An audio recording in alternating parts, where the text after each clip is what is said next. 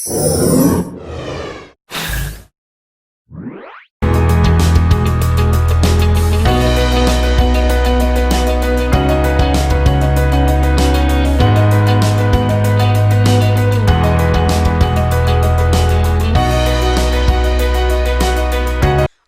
Students. तर आज आपण काय बघणार आहे, आजपासून आपल्या सिलेबसला सुरुवात होत आहे आणि चॅप्टरचं नाव आहे मॉडर्न पिरियडिक टेबल. याच्या आधीच्या व्हिडिओमध्ये मी तुम्हाला एक इंट्रोडक्शन दिलं होतं, तर आपल्या विषयाबद्दलचं ते पूर्ण माहिती होती. ठीक आहे, तर आतापासून आपण काय करणार आहे, आपल्या विषयाला सुरुवात करणार आहे. त्याच्यामधले जे चॅप्टर्स आहेत त्यापैकी मॉडर्न पिरियडिक टेबल हे चॅप्टर मी आज सुरू करत आहे. ठीक आहे, याआधी आता मॉडर्न पिरियडिक टेबलच हेच चॅप्टर का मी प्रिफर केलं आहे त्याचं रिझन सांगते मी तुम्हाला. याच्या आधीच्या व्हिडिओमध्ये सुद्धा मी वारंवार तुम्हाला सांगत आलेली आहे की इंग्लिश जर का शिकायचं असेल तर तुम्ही सर्वात आधी काय शिकता, ABCD. ठीक आहे, मग आता तुम्हाला शिकायचं काय आहे तर केमिस्ट्री. मग केमिस्ट्री शिकण्यासाठी तुम्हाला माहिती आहे दिसणारे अवतीभोवती, म्हणून मी काय सांगितलं तुम्हाला, आजूबाजूला काय दिसतात तर मॅटर दिसतात. या मॅटरचा अभ्यास करायचा आहे म्हणून तुम्ही कशाचा अभ्यास करता, कंपाऊंड्सचा. आणि कंपाऊंड कशापासून तयार होते, कंपाऊंडचा अभ्यास करण्यासाठी तुम्ही मॉलिक्यूलचा अभ्यास करता. मॉलिक्यूलचा अभ्यास करण्यासाठी एलिमेंट, आणि एलिमेंटचा अभ्यास करण्यासाठी ॲटमचा अभ्यास करता. ओके, आता मॅटरचा अभ्यास करायचं म्हटल्यानंतर इनडायरेक्टली तुम्हाला कुठे यावं लागत आहे तर ॲटमकडे यावं लागत आहे. ठीक आहे, पण ही झाली स्टडी, मॅटरची स्टडी जर करत असाल तुम्ही तर ही आहे मॅक्रोस्कोपिक स्टडी. ठीक आहे, आणि ॲटमचा जर अभ्यास करायचा असेल तर ही आहे मायक्रोस्कोपिक स्टडी. म्हणजे एक स्टेज अशी आहे की जी पूर्णपणे वर ब्रॉड माइंडेडली तुम्हाला वर दिसणाऱ्या मोठ्या मोठ्या गोष्टींबद्दलचा अभ्यास आहे. ठीक आहे, आणि दुसरी गोष्ट कशी आहे तर अगदी मायक्रोस्कोपिक जी दिसतही नाही तुम्हाला, बरोबर आहे.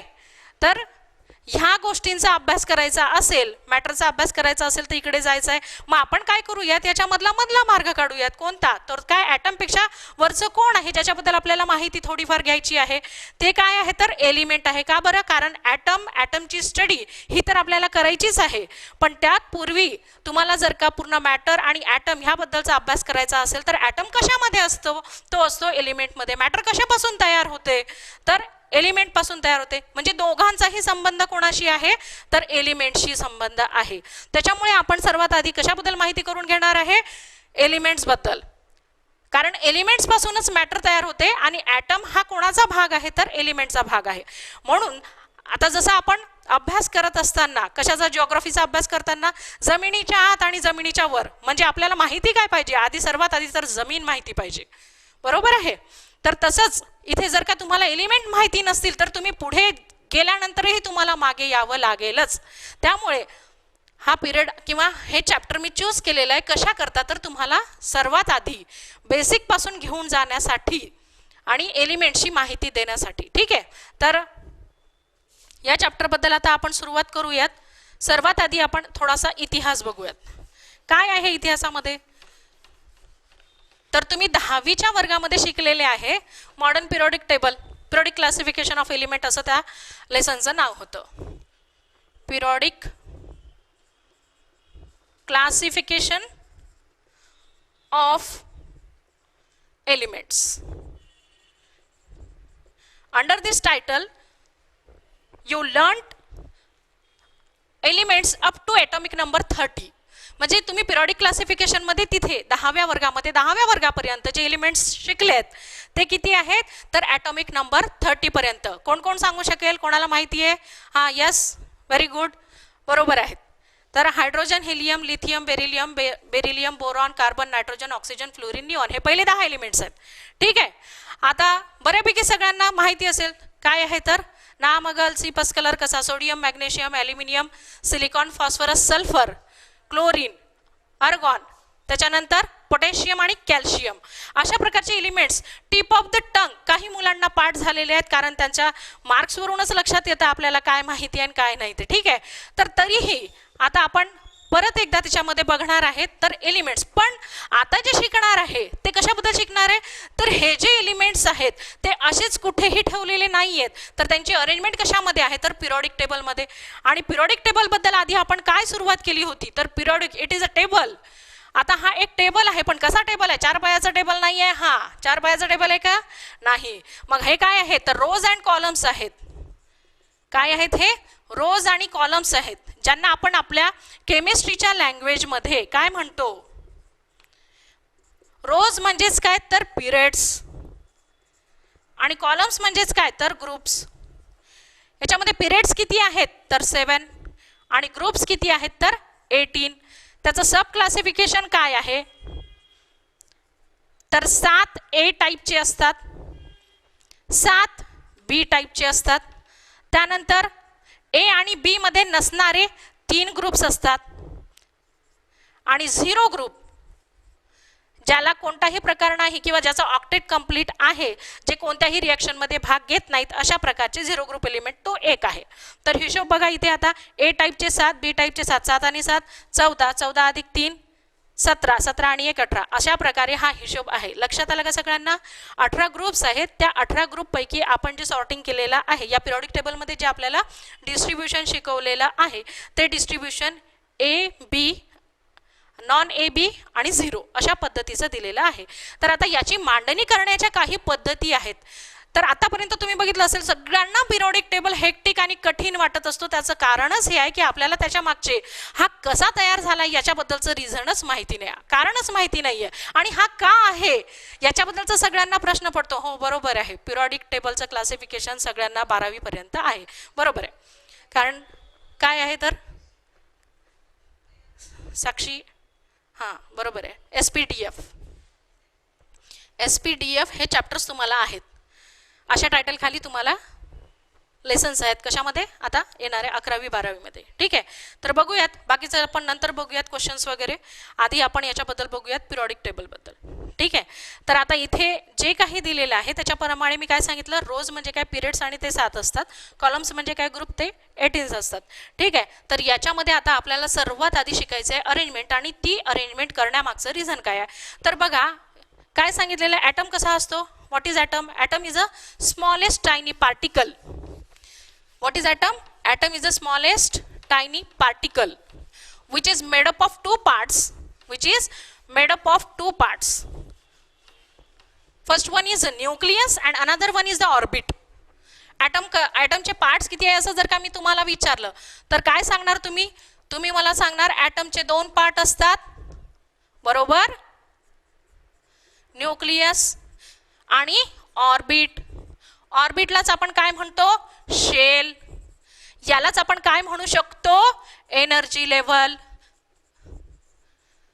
काय म्हणू शकतो, एनर्जी लेवल. का एनर्जी लेवल का म्हणायचं, हा करेक्ट, यस. तिथे इलेक्ट्रॉन्स आहेत, आणि इलेक्ट्रॉन म्हणजे काय, E say energy level, and E for electron. E फार महत्वाचा आहे, आपलं आयुष्यच याच्यावर चालत आहे, कारण आपल्या शरीरातल्या सुद्धा सगळ्या रिॲक्शन्स ह्या कोण कॅरी करत आहे, तर हा इलेक्ट्रॉन. म्हणजे सर्वांचं मूळ काय आहे, तर हा इलेक्ट्रॉन सर्वांचं मूळ आहे. आणि ते जर सर्वांना समजलं तर केमिस्ट्रीमध्ये कोणाला काही प्रॉब्लेमच राहणार नाही. का बरं, कारण इलेक्ट्रॉनमुळे काय होऊ शकतं या सगळ्या गोष्टींचा अभ्यास ज्याचा झालेला आहे त्याला केमिस्ट्री लिहिताना, वाचताना किंवा समोर उभा जनरल इकडे तिकडे वावरताना सुद्धा कशा प्रकारची रिॲक्शन झालेली आहे हे सगळं लक्षात येतं. तर पटकन सांगू शकतो की याच्यामध्ये काय गुणधर्म आहेत आणि इलेक्ट्रॉन कोणाचा कुठे गेलाय, कोणी लॉस केला, कोणी गेन केला. ठीक आहे, तर काय सांगितलं मी तुम्हाला, ऑर्बिट म्हणजेच काय, शेल, आणि त्यालाच काय म्हणू शकतो, एनर्जी लेवल. का बरं, कारण तिथे कोण आहेत, तर इलेक्ट्रॉन आहेत, बरोबर आहे. ठीक आहे, त्यानंतर न्यूक्लियस कोणी तयार केला, न्यूक्लियस कोणापासून तयार होतो, न्यूक्लियस तयार करणारा कोण, प्रोटॉन अँड न्यूट्रॉन. ओके, प्रोटॉनचा सिम्बॉल P आणि चार्ज पॉझिटिव्ह, न्यूट्रॉन N आणि it is chargeless. Okay, orbit तयार करणारा कोण, इलेक्ट्रॉन, चार्ज काय, negative, and denoted by E. Okay, म्हणजेच आता मी इथे काय म्हणू शकते, हे सगळे मिळून काय तयार करत आहेत, हे सर्वजण मिळून तयार करतायत ॲटम. म्हणून आपण यांना काय म्हणतो, सब ॲटॉमिक पार्टिकल्स. काय म्हणणार?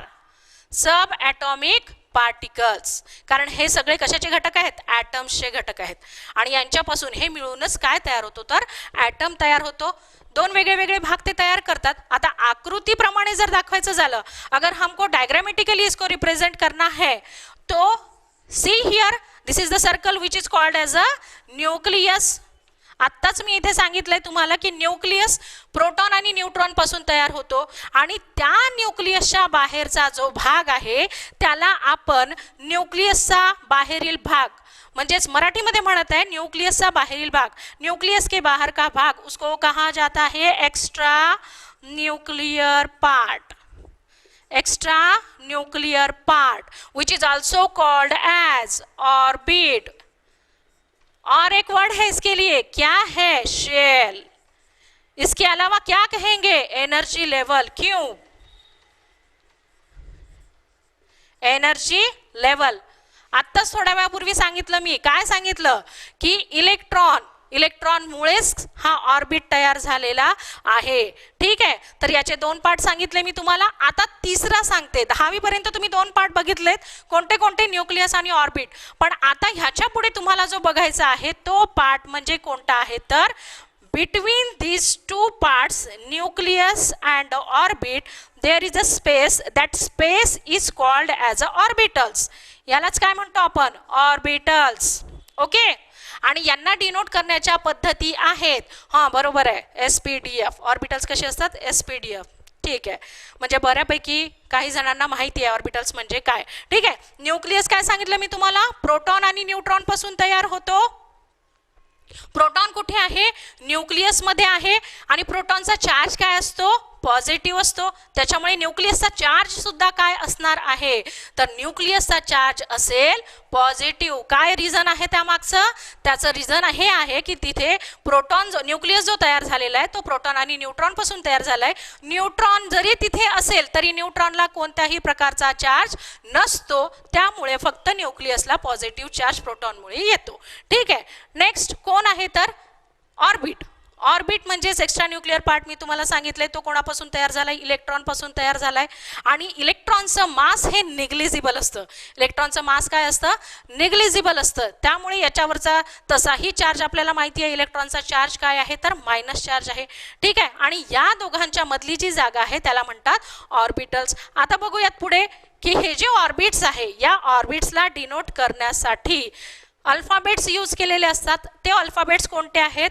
के, एल, एम आणि एन, कॅपिटल लेटर.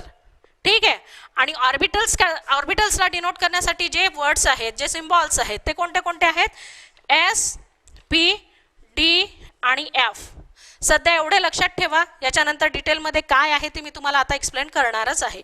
ठीक है. ऑर्बिटल्स किससे डिनोट किया जाता है? Orbitals are denoted by SPDF. किससे डिनोट किए जाते हैं? SPDF. ठीक है. और ऑर्बिट किससे डिनोट किए जाते हैं? मेरे पीछे रिपीट करना है, माझ्या मागे म्हणायचंय सगळ्यांनी. काय म्हणणार? Orbits are denoted by KLMN. Orbits are denoted by K, capital K, capital L, capital M and N. Okay. इसके भी आगे होता है, याच्याही पुढे असतं. पण जसं जसं तुम्ही शिकत जाणार, 118 एलिमेंट्स पर्यंत तुम्ही जसं शिकत जाणार तसं तसं तुम्हाला ते कळेल. ठीक आहे. तर आधी आपण बघूयात. आता हा मी तुम्हाला इथे डायग्रामॅटिकली शेप दाखवलेला आहे. तर काय शेप आहे? सर्वात आधी मधला पार्ट तो सांगितला मी न्यूक्लियस, आणि त्याच्या बाहेरचा भाग काय सांगितला मी तुम्हाला?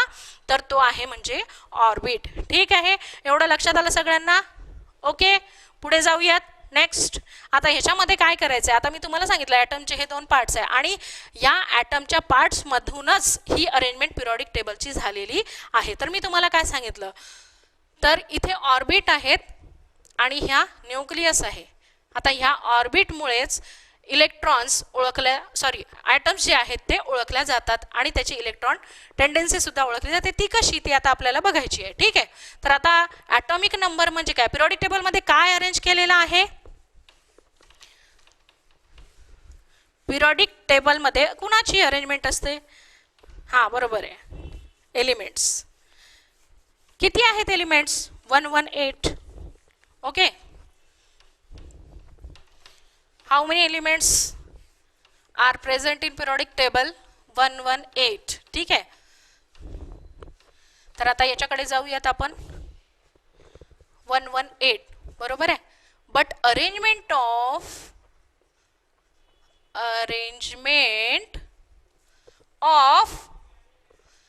Elements in periodic table is according to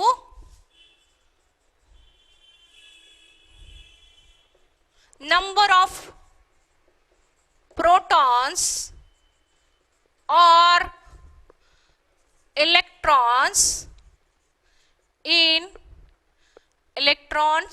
present in atom is called atomic number, which is denoted by Z. ठीक है. Arrangement of elements in periodic table is according to number of protons are electrons present in the atom. ठीक आहे. मी आत्ताच काय काढली होती, आकृती काढली होती, डायग्राम काढली होती. त्या डायग्राममध्ये सांगितलं न्यूक्लियसला पॉझिटिव्ह चार्ज आहे आणि ऑर्बिटला निगेटिव्ह चार्ज आहे. तर आता ह्याच्यामध्ये अरेंजमेंट ऑफ एलिमेंट्स काय सांगितले, नंबर्स ऑफ प्रोटॉन्स आणि number of electrons present in atom. मग जेवढे प्रोटॉन्स असतात तेवढेच इलेक्ट्रॉन्स असतात. आता प्रोटॉनचा चार्ज काय आहे, पॉझिटिव्ह. इलेक्ट्रॉनचा चार्ज काय आहे, negative.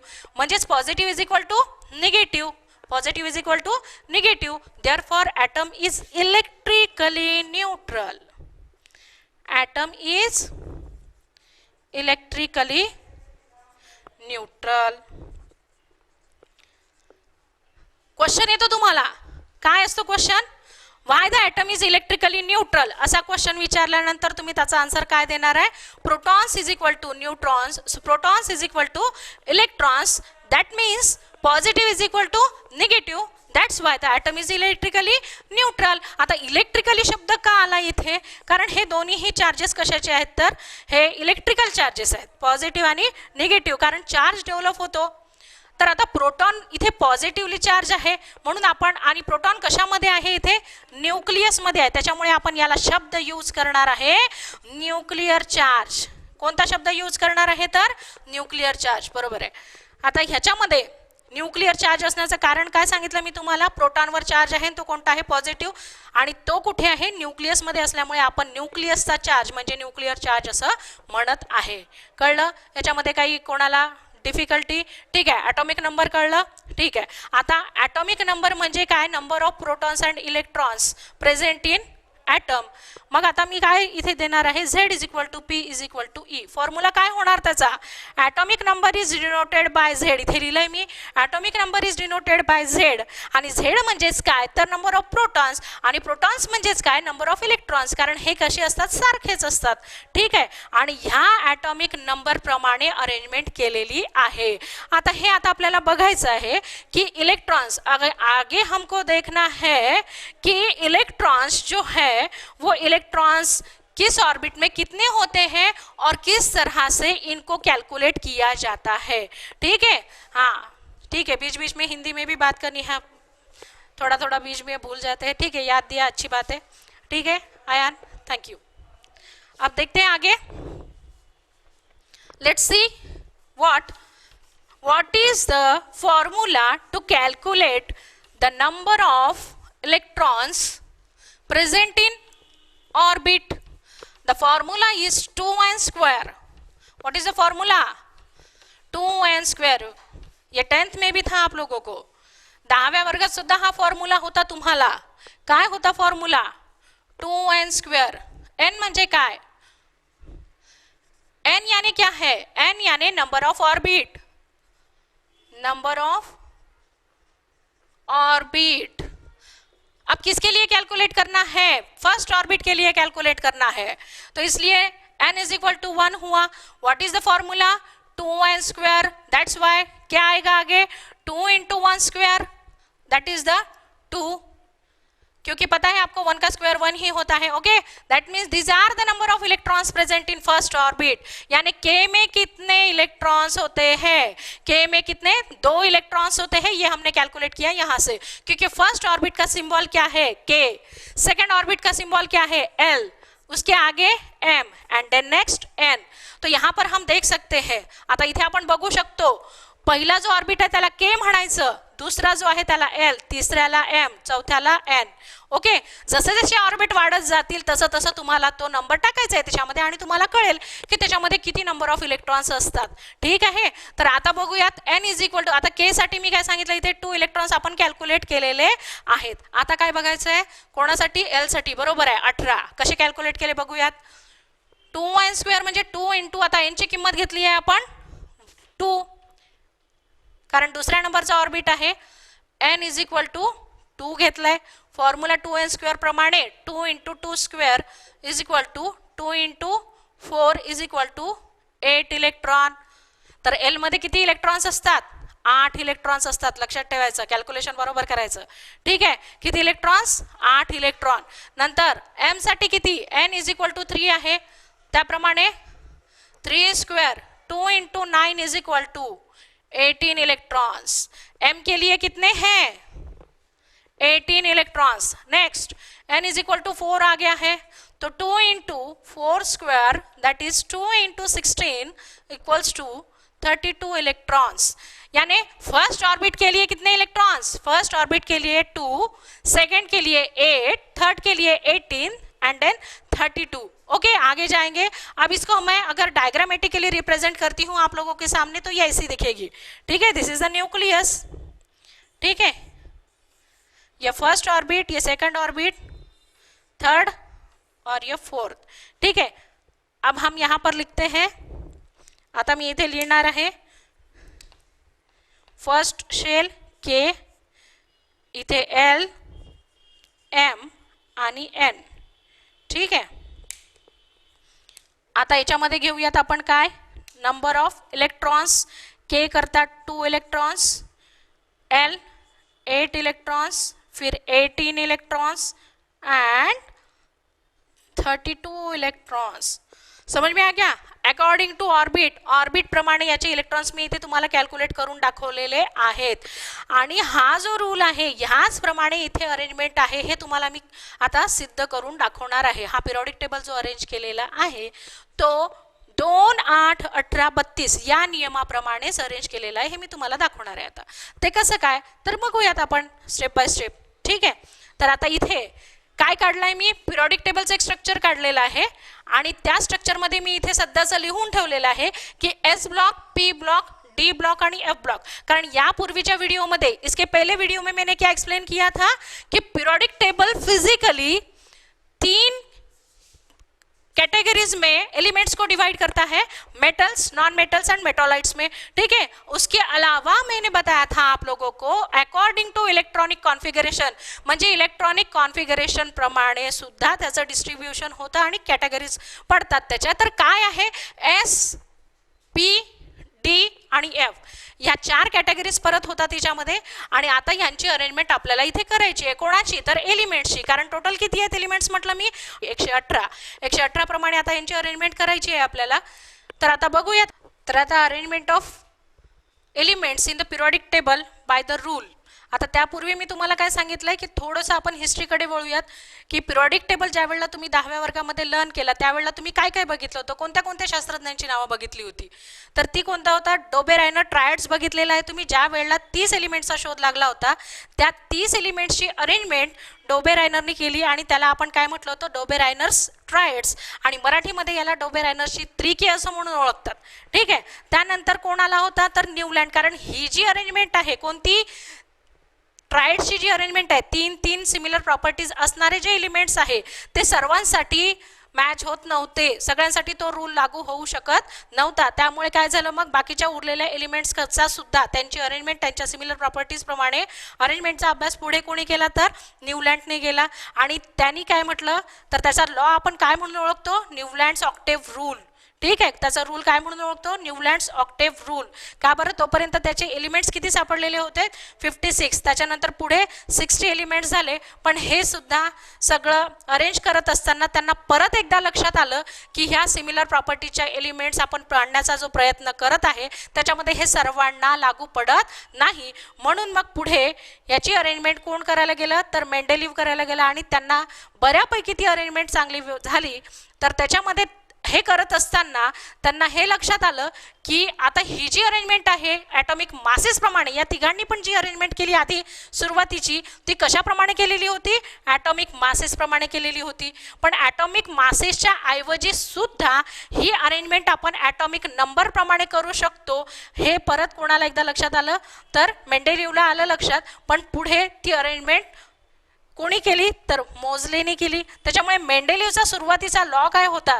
मेंडेलिव्हज law of periodic table is that the law states that physical and chemical properties of the elements is a periodic function of atomic masses.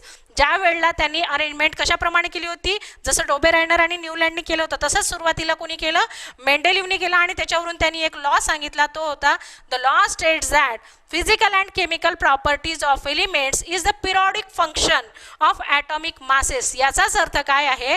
तर जसं पहिल्या 3 मध्ये ट्रायड मध्ये काय सांगितलं त्यांनी? पहिला, दुसरा आणि तिसरा हे सिमिलर प्रॉपर्टीज असणारे एलिमेंट्स त्यांनी अरेंज करण्याचे, एकाखाली एक अरेंज करण्याचा त्यांनी प्रयत्न केला. ठीक आहे. त्याच्यानंतर मेंडेलिव्हनी जेव्हा ही सुरुवात केली, न्यूलँडनी जेव्हा सुरुवात केली त्यावेळेला त्यांनी काय कशाप्रमाणे घेतलं? तर पहिले 7 एलिमेंट्स इन्क्रीजिंग ऑर्डर आणि 8वा एलिमेंट जो आहे तो पुन्हा प्रॉपर्टी कोणाप्रमाणे दाखवतो असं सांगितलं त्यांनी? तर पहिल्याप्रमाणे. म्हणून त्याला काय म्हटलं आपण? Newlands octave rule. Similar properties प्रमाणे त्यांची अरेंजमेंट होती आणि त्या प्रॉपर्टीज कोणामुळे होत्या?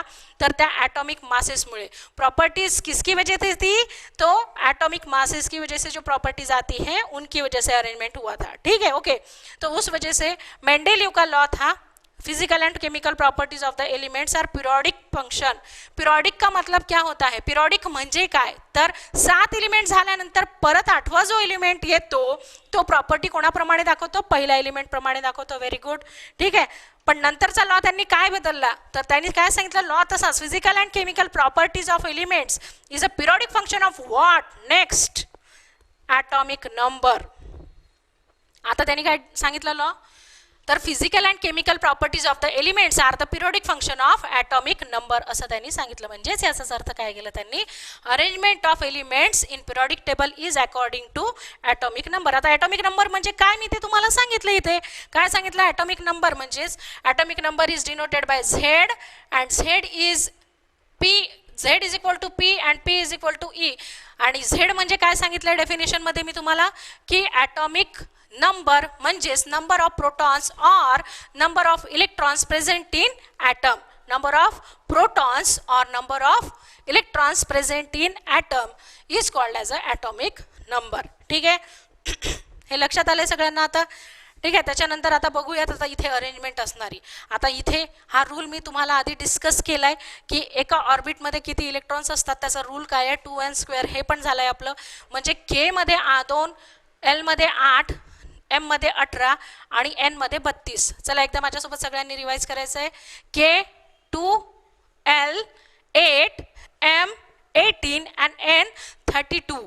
ठीक आहे, लक्षात आलं? आता इथे बघूयात. आता मी अरेंजमेंट करून दाखवते तुम्हाला. तर आता या अरेंजमेंटमध्ये मी इंक चेंज करून रेड इंकमध्ये लिहिणार आहे. ते असतील ॲटॉमिक नंबर. ठीक आहे. आता हे ॲटॉमिक नंबर जे आहेत पिरियडिक टेबलमधला पहिला एलिमेंट म्हणजे 1. ठीक आहे. त्याच्यानंतर आता इथे काय येणार? आता त्याचा नियम सांगताय मी तुम्हाला. हे सांगण्यामागचं कारणच सांगताय आता की 1 हा ॲटॉमिक नंबर आल्यानंतर 1 मध्ये नियमाप्रमाणे काय? 2 प्रमाणे. ठीक आहे. 1 मध्ये जर का आपण 2 ॲड केले तर इथे ॲटॉमिक नंबर किती येतो? 3. नंतर 3 मध्ये आता 2 नंतर किती असतात? 8. म्हणजे 3 + 8 किती होतात? 11. मग 11 + 8 रिपीट करायचं आहे. 19. 19 प्लस आता 8 नंतर काय येतो? 18. म्हणजेच ॲटॉमिक नंबर 37. परत एकदा 37 + 18 काय येतं? 55. आणि 55 प्लस 32 इज इक्वल टू 87. म्हणजे आता इथे काय येतील हे इज इक्वल टू मी लिहिलेले आहेत ते काय आहेत तर ॲटॉमिक नंबर. आणि रूल काय सांगितला मी तुम्हाला, एक मध्ये कितीची ॲडिशन केली, 2 इलेक्ट्रॉनची ॲडिशन केली म्हणजे 2 प्रोटॉनची ॲडिशन केली. ठीक आहे, म्हणून इथे ॲटॉमिक नंबर 3. त्यानंतर काय आला 8 ॲड केले तर 11. परत याच्यामध्ये मी 8 ॲड करते 19. 19 मध्ये आता 8 2 वेळा रिपीट झाले, त्याच्यानंतर परत घ्यायचं नाही. ठीक आहे, काय सांगितलं मी तुम्हाला, 1 मध्ये 2 ॲड केला 3 आले, 3 मध्ये 8 ॲड केलेत 11 आलेत, 11 मध्ये ॲड केले 19 आले. ठीक आहे, आता 19 मध्ये मी 18 ॲड करणार 37. 37 मध्ये 18 परत एकदा 55 आणि त्यानंतर 32 ॲड करणार ते म्हणजे 87. ठीक आहे, आता मी तुम्हाला इथे लिहून देते. वही आणि पेन घेऊन बसायची. केमिस्ट्री विदाऊट वही पेन होतच नसते.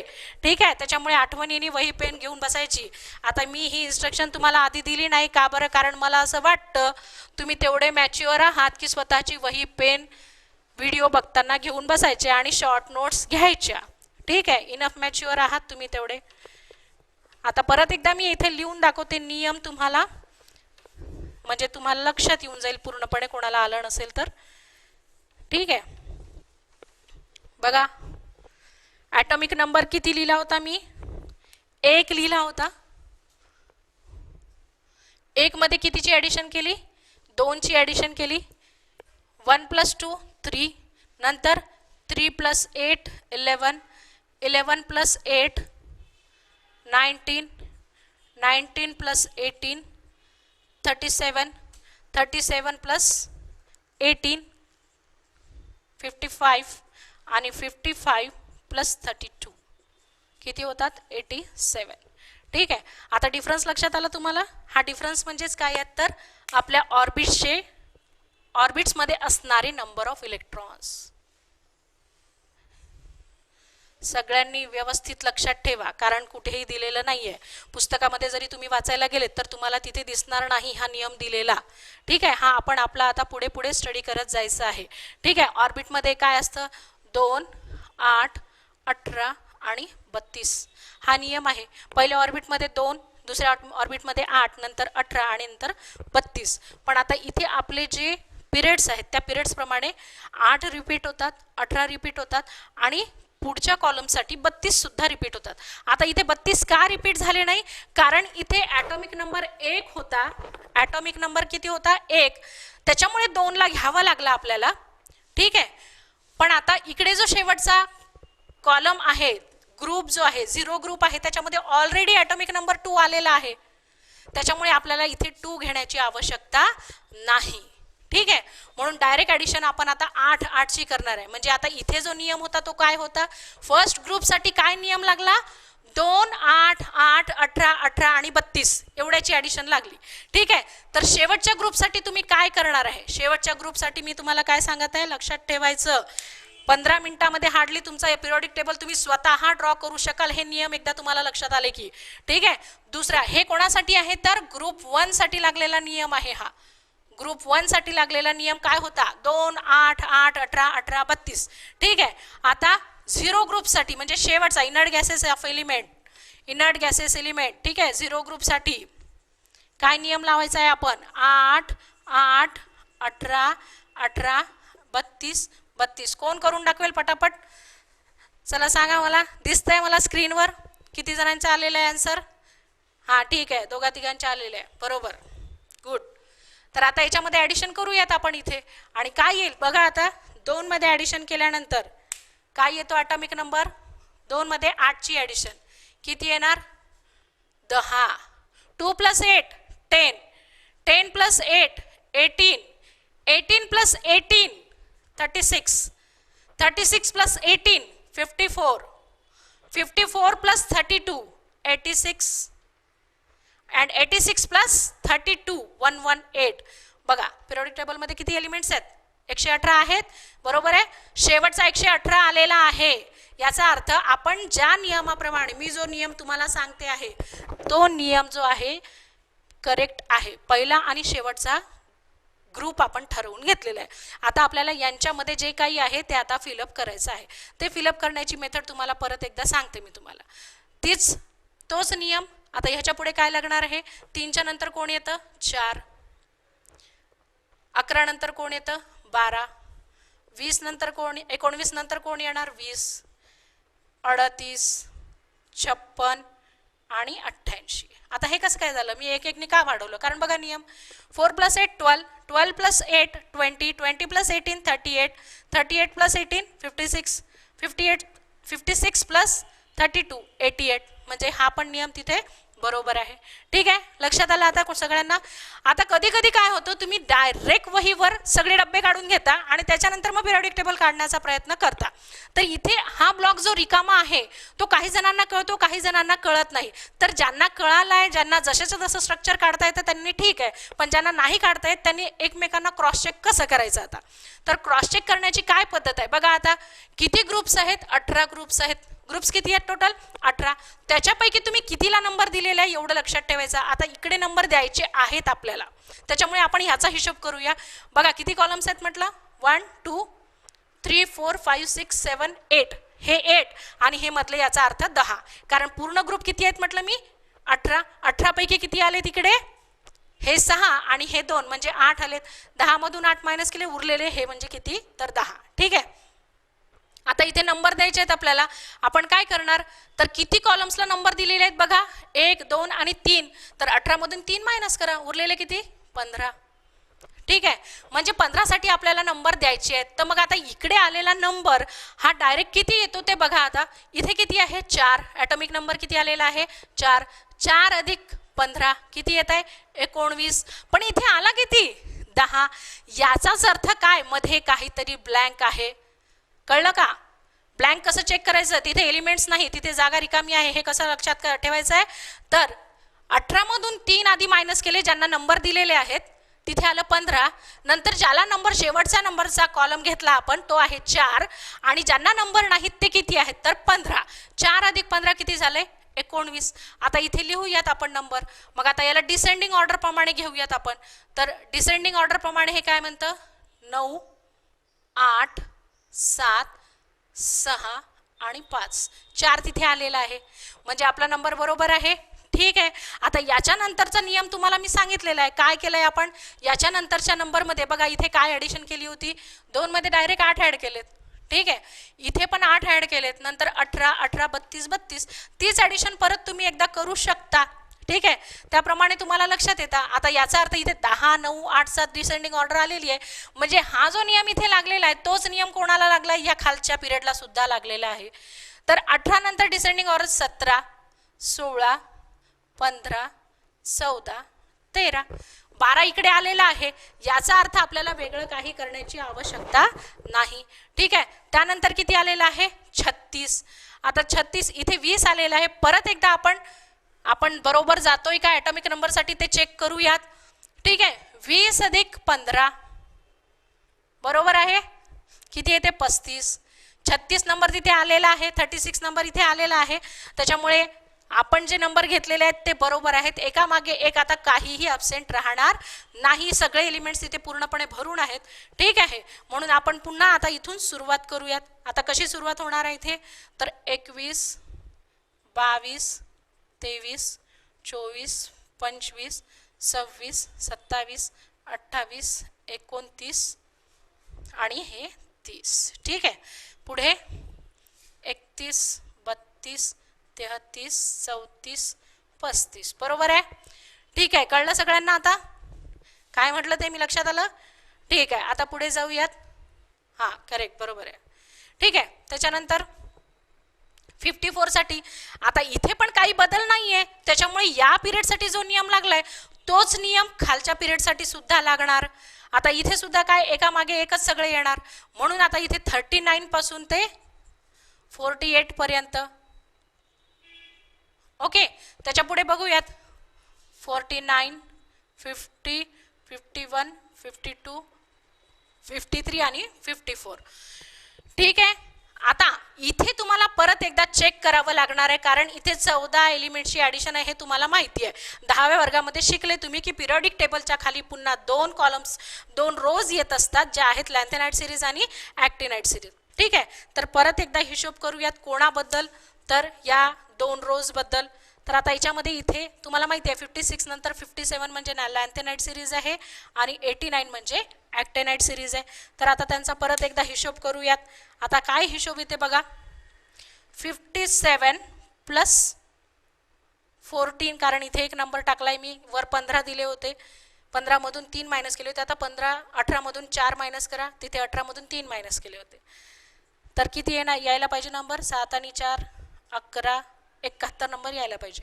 पण आला किती आहे, 86. याचा अर्थ ॲडिशनल एलिमेंट्स आहेत. ठीक आहे, म्हणून आपण पुन्हा इथे डिसेंडिंग ऑर्डर घेऊयात. ठीक आहे, तर 85, 84, 83, 82, 81. मी तर तुम्हाला सांगितलं आहे आता 58 पासून ते 80 पर्यंत मध्ये नंबर आहेत. करेक्ट, लक्षात आलं. ठीक आहे, हाच रूल पुन्हा याच्याकरता आहे. आता इथे काय येणार, 90 पासून ते 103 पर्यंत इथे येणार. मग इथे आता 104, 105,